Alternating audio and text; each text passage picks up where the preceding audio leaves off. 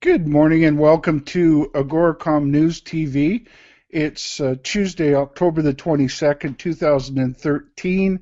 I've done my morning ritual. I've gone through a bunch of press releases and I found the ones that stood out to me. And during this show, I go over the reasons that the news stood out to me. And the ultimate goal is to help you find some good companies to do your homework on and find some investment winners in there.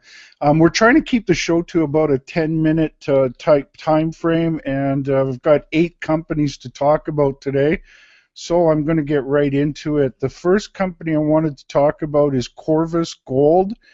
Corvus Gold announced some what I think is negative news today.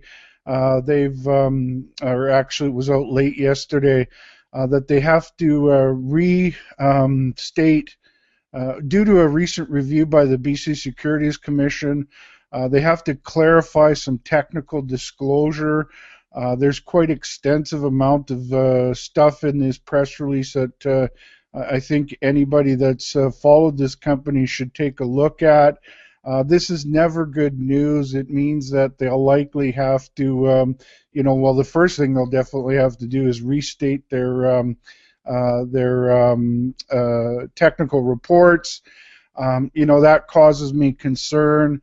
As of today, I'm officially ready to take this company out of our picks.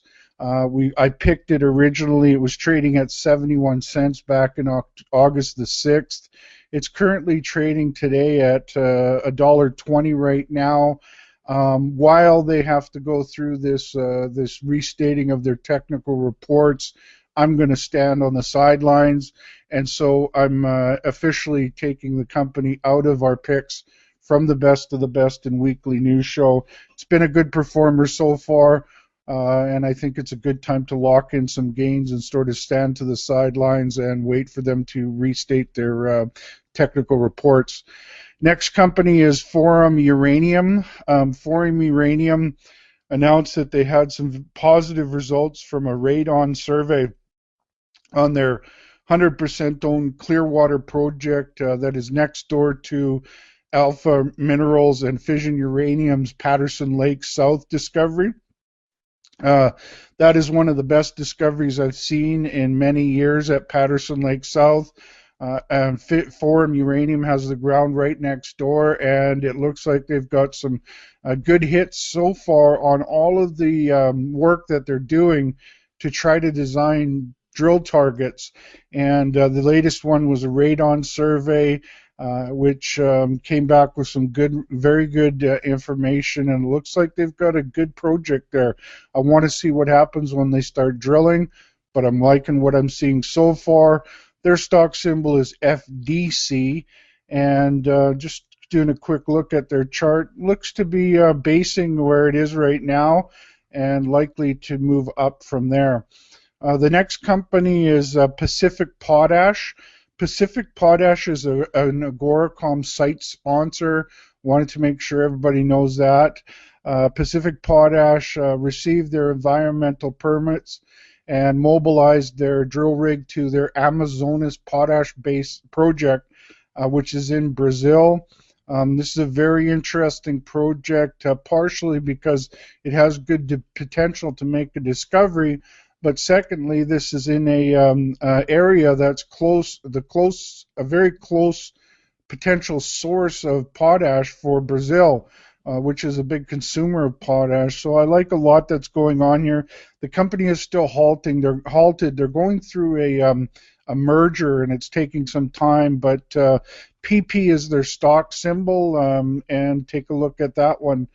Next company is Pretium Resources. Pretium Resources announced today a few things. They announced the results, or the early preliminary results, from the they took a 10,000 ton bulk sample. They processed 2,100 tons of that, came back with some extremely good grades. The other things that they announced, and I think this has a lot more to do with why the stock is off so aggressively. It's down 27% today, and they announced the reasons that recently Strathcona Minerals was involved with the technical end of this project. They've got two teams on there, Snowden and Strathcona. Strathcona left, and they detailed the problems that they had with the way the process was going. Snowden doesn't seem nearly as concerned. It's a complicated sort of situation. You've got narrow, extremely high-grade gold here, and lots of it. Trying to figure those things out is not simple, but I think there's a lot of gold there, and I'm willing to stick with this one, even though it's come off from where I first featured the company as a pick in our best of the best in weekly news. I still think that this is run by Robert Quartermain, really well-known guy in the mining business. He doesn't mess around. I think they've found a lot of high-grade gold, and I'm very interested in this project. PVG is the symbol on this one. It's having a very rough day today, but it wouldn't surprise me if the worst of the downward pressure is over and they start bouncing off of this. This is too good of a project to be hammered like this. Next company is Rubix Resources. Rubix Resources announced that they've drilled 17 meters of 3.48 grams per ton gold from their project in Mali. I think it's in the eastern part of Mali. I'm not sure. Got to check that one out. Not the first place I go looking for projects. It has 276 million shares out. But there's some pretty good grades in that drill results there, so we'll have to do some more homework on that one. The stock symbol is RBX. I'm not too excited about the stock chart on this one. Next company is Sabina Gold and Silver Corp. They announced their latest results, their latest drilling results. They hit 25.6 meters of 17.3 grams at their Back River project. They also talked about that this is the end of their field season, so they're not going to be doing any more drilling, but what they are doing over the winter months is they're doing I think it's the updated resource calculation using all the information from the drilling this year, and they did hit a lot of very good grades.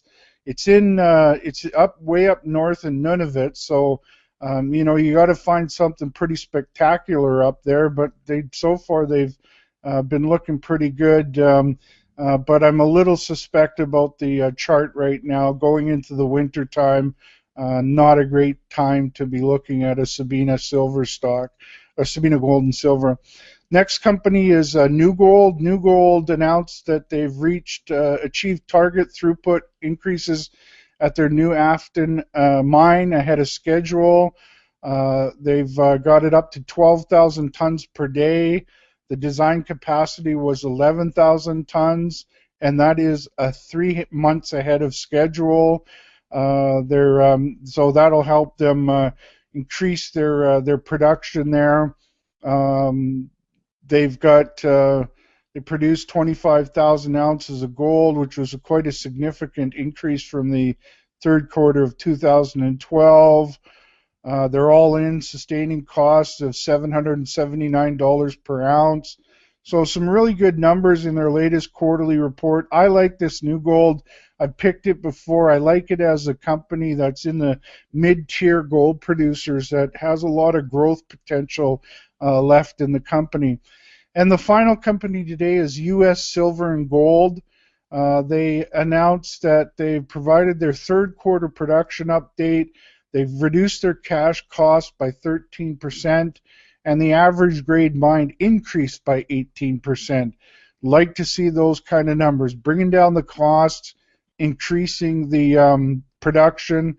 They announced that they had a quarterly production of 529,000 silver equivalent ounces. That included 464,000 ounces of silver, and some.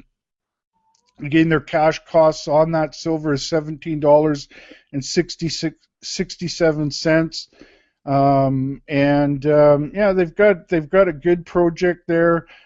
Take a look at that press release. Gives you lots of good information. I've picked U.S. silver and gold in the past. I like their focus on silver. The stock hasn't done anything good since I picked it, but it does look like it's bottoming and getting ready for a turnaround. So that's all the news for today.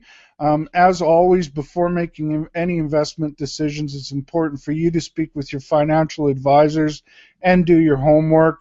On that note, you have a great day, and we will talk to you tomorrow.